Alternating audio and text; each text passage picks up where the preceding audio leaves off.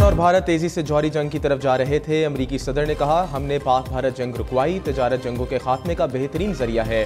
रूस ने 50 रोज में यूक्रेन से मुआहदा ना किया तो 100% टैरिफ आयद करेंगे। ट्रंप की धमकी, बोले वो रूसी सदर व्लादिमीर पुतिन से खुश नहीं, क्योंकि सदर पुतिन को यूक्रेन से 2 माह कबल ही मुआहदा कर लेना चाहिए था, लेकिन रूसी सदर ने ऐसा नहीं किया।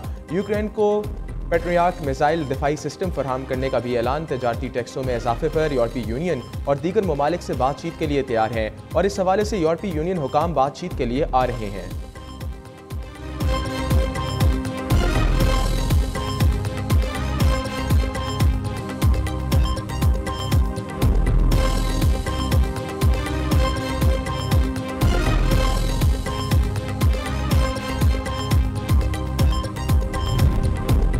ज़ेलेंस्की ने योलिया सेवेरेंको को यूक्रेन के वज़ीर आज़म नामज़द कर दिया। सोशल मीडिया पर अपने बयान में व्लादिमीर ज़ेलेंस्की ने कहा कि नई हुकूमत का इलेक्शन प्लान जल्द पेश किया जाएगा। 39 साला योलिया रवाबर्स इस वक्त आलमी तवज्जो का मरकज़ बनी जब इन्होंने अमेरिका के साथ एक मादनियात के मुआहदे में अहम किरदार अदा किया। ये मामला वाशिंगटन के साथ ताल्लुकात में तनाव का बायस बनने वाला था।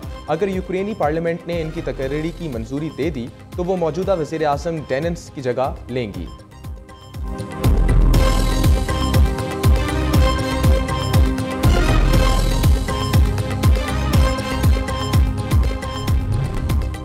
पाकिस्तान, ईरान और इराक का ज़ायरीन की सहूलत के लिए मुश्तरका वर्किंग ग्रुप की तश्कील का फैसला। इराक और ईरान जाने वाले ज़ायरीन हमारे लिए बहुत अहम हैं।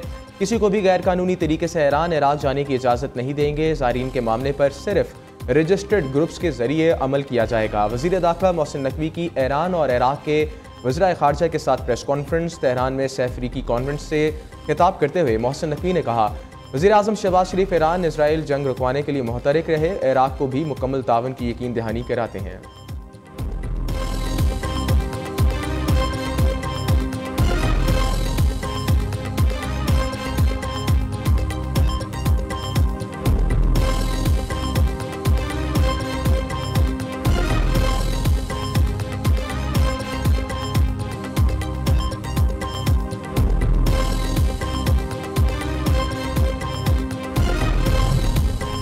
नायब वज़ीर आज़म और वज़ीर ख़ारजा इसहाक़ डार ब्राइजिंग पहुँच गए। चीन की वज़ारत ख़ारजा के हुकाम और पाकिस्तानी सफ़ीर से इसहाक़ डार का इस्तकबाल किया। तर्जुमान दफ्तर ख़ारजा के मुताबिक इसहाक़ डार शंघाई तावन तंजीम वज़ीर ख़ारजा काउंसिल इजलास में शिरकत करेंगे। नायब वज़ीर आज़म की चीन के सदर शी जिनपिंग से भी मुलाकात शेड्यूल। इजलास की साइड लाइन पर मुख्तलिफ ममालिक के वज़ीर ख़ारजा से भी मुलाकातें करेंगे।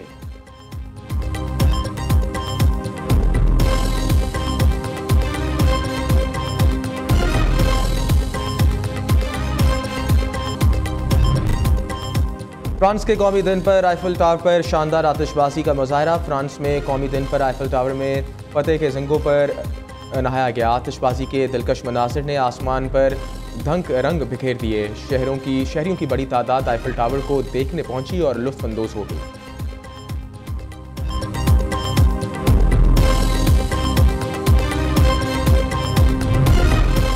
मखसूस नशस्तों पर कामयाबी के नोटिफिकेशन के बावजूद हल्फ ना उठाने पर अरकान वोट ना डाल सके। स्पीकर खैबर पख्तूनख्वा असम्बली ने नए अरकान के हल्फ के लिए इजलास तलब नहीं किया।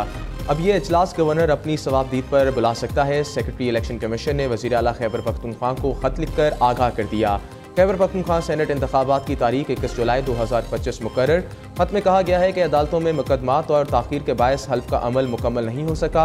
आइन के आर्टिकल 109 के मुताबिक गवर्नर को इख्तियार हासिल है कि वो सूबाई असम्बली का इजलास अपनी सवाबदीद पर तलब करे। आर्टिकल 105 में दर्ज है कि गवर्नर अपनी आइनी जिम्मेदारियाँ वज़ीर आला या काबीना की मुशावरत से अदा करेगा।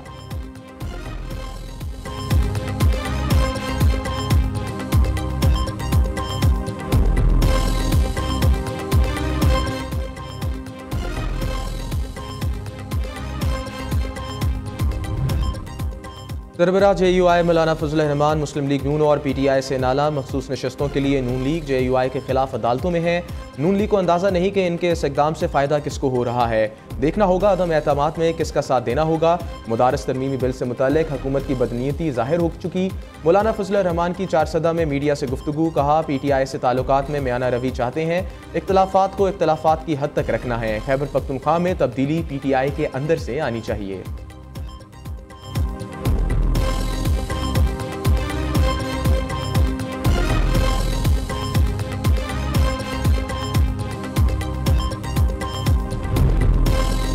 सेनेट इजलास आज दोपहर 4 बजे होगा। 12 निकाती एजेंडा जारी। हवालगी तरमीमी बिल 2025 और शहरियत तरमीमी बिल पर कायमा कमेटी की रिपोर्ट और कैपिटल डेवलपमेंट अथॉरिटी तरमीमी ऑर्डिनेंस 2025 भी पेश किया जाएगा। इजलास में पाकिस्तान पीनल कोड 1860 और फौजदारी ज़ाब्ता कार 1898 में मज़ीद तरमीम से मुतल्लिक फौजदारी कवानीन तरमीमी बिल पर कायमा कमेटी की रिपोर्ट पेश की जाएगी।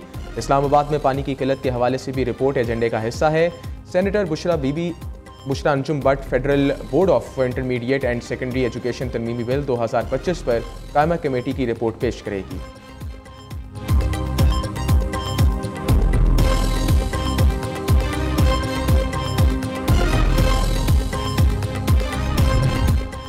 वज़ीर आज़म शहबाज शरीफ ने वफाकी काबीना का इजलास कल तलब कर लिया। काबीना ज़राए के मुताबिक वज़ीर आज़म की ज़ेर सदारत काबीना इजलास में अमन व अमान समेत अहम अमूर ज़ेर बहस आएंगे।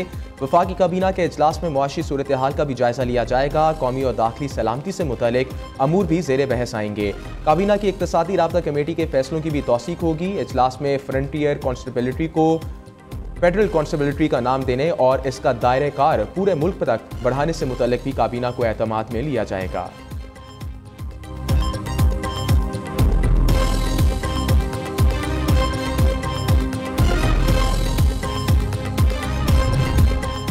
मुल्क भर में एफसी का दायरा इख्तियार बढ़ा दिया गया। सदर मुमलिकत ने फ्रंटियर कॉन्स्टेबिलिटी रीऑर्गेनाइजेशन ऑर्डिनेंस 2025 जारी कर दिया। ऑर्डिनेंस के मुताबिक फ्रंटियर कॉन्स्टेबिलिटी अब फेडरल कॉन्स्टेबिलिटी कहलाया जाएगा। फेडरल कॉन्स्टेबिलिटी को इस्लामाबाद चारों सूबों में काम करने का इख्तियार मिल गया। फेडरल कॉन्स्टेबिलिटी को आज़ाद कश्मीर गिलगित बल्तिस्तान में भी काम करने का इख्तियार हासिल होगा। फेडरल कॉन्स्टेबिलिटी का इंस्पेक्टर जनरल वफाकी हुकूमत तैनात करेगी। हर डिवीजन में एक विंग कमांडर तैनात किया जाएगा। फेडरल कॉन्स्टेबिलिटी की जिम्मेदारी फिसादात कंट्रोल, दाखिली सिक्योरिटी, काउंटर टेररिज्म और तहफ़्फ़ुज़ होगी।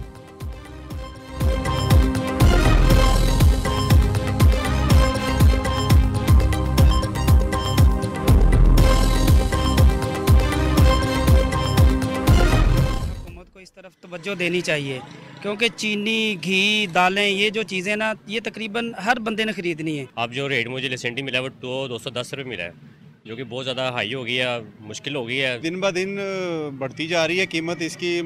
जो चीनी माफिया है उनको कोई चेक एंड बैलेंस नहीं है उनका। हम तो इन पे भरोसा करते हैं कि ये हमारे बड़े हैं, मुल्क का सोचेंगे, आवाम का सोचेंगे, गरीब लोगों का सोचेंगे।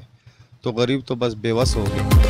मीठी चीनी आवाम के लिए कड़वी हो गई। मुल्क भर में चीनी की कीमतों में होशरबा इजाफा। कई इलाकों में चीनी की डबल सेंचुरी। पेशावर 205 और कोयटा में चीनी 210 रुपये किलो में दस्तयाब।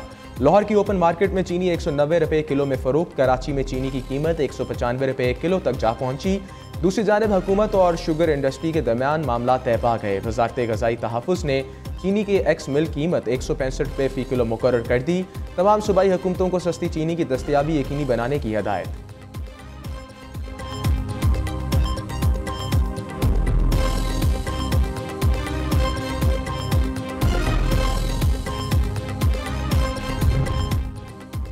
टैक्स डेटाबेस उठाना और गरीब पर टैक्स कम करना अवलीन तरजीह है। FBR के इक़दाम काबिल सताइश हैं। मसनूई ज़हानत से टैक्स असेसमेंट के निज़ाम का इतलाक़ बड़ी कामयाबी है। वज़ीर आज़म का FBR की डिजिटलाइजेशन और मसनूई ज़हानत पर जायज़ा इजलास से खिताब। कहा, टैक्स कोशवारों को डिजिटल, मुख्तसर और मरकज़ी डेटाबेस से मुंसलिक करके आसान तरीन बना दिया। नए आसान टैक्स कोशवारों से तनख्वाहदार तबके से सबसे ज़्यादा मुस्तफ़ीद होगा।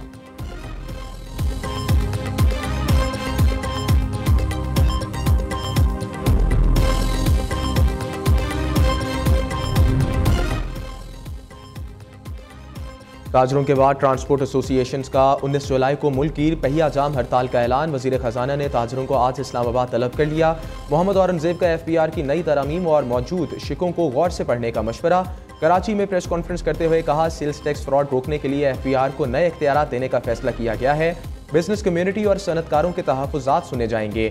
इन्हें हुकूमती मौक़िफ़ से भी आगाह किया जाएगा। मुआशी तरक्की में बैंकों का अहम किरदार है। बैंक सरमायाकारों से मिलकर बीमार सनती यूनिट्स को बहाल करें।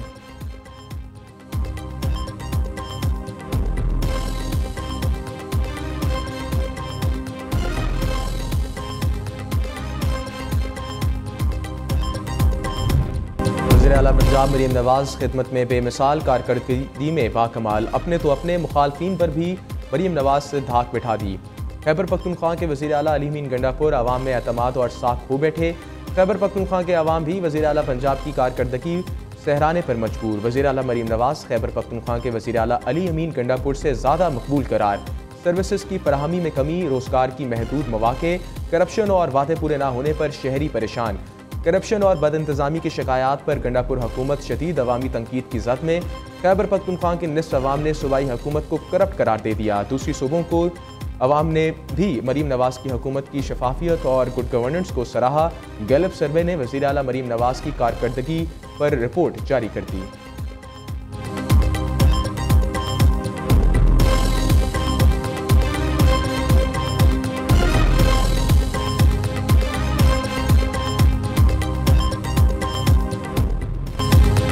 वज़ीर आला का बेटा हो या कोई और, कानून सबके लिए बराबर है। बेटे जुनैद का चलान करने वाले अहलकार को फ़ोन करके शाबाश दी। जालिमों के लिए दहशत और कमज़ोर के लिए सहारा बनना है। पूरी रियासत गरीब और कमज़ोर के साथ खड़ी है। मेरे पास अल्लाह की दी गई ताकत अमानत है। मेहनत और ईमानदारी से काम करें। डरने वाला मेरी टीम में नहीं हो सकता। वज़ीर आला मरीम नवाज का लाहौर में तकरीब से खिताब। दूसरी जानिब वज़ीर आला पंजाब की ज़ेर सदारत अपनी छत अपना घर मनसूबे पर इजलास। प्रोग्राम के तहत 51,911 नादर ख़ानदानों को कर्जा फराहम किया जाएगा। मरीम नवाज ने मनसूबे की रफ्तार मज़ीद तेज़ करने का हुक्म दिया।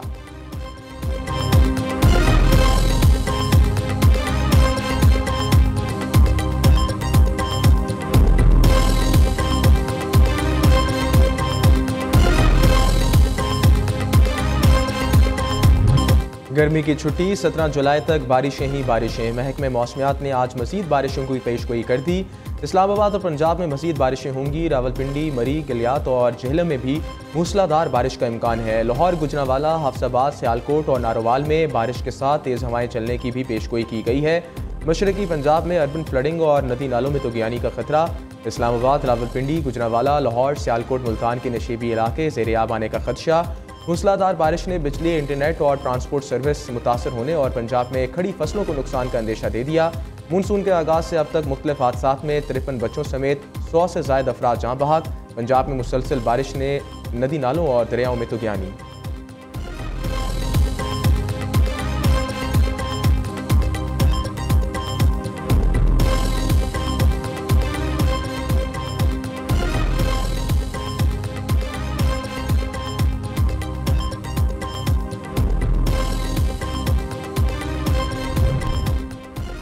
Olympics gold medalist Arshad Nadeem की इंटरनेशनल इवेंट्स में कमबैक की तैयारी। अरशद नदीम ट्रेनिंग के लिए कोच के साथ लंदन पहुंच गए। हीथ्रो एयरपोर्ट पर वहलियाना इस्तकबाल किया गया। अरशद नदीम कहते हैं, मेरा असल मुकाबला खुद मेरे साथ है, लेकिन भारतीय खिलाड़ी नीरज चोपड़ा से भी सख्त मुकाबला होगा। अरशद नदीम 24 से 29 अगस्त तक स्विट्ज़रलैंड में होने वाले डायमंड लीग में पाकिस्तान की नुमाइंदगी करेंगे।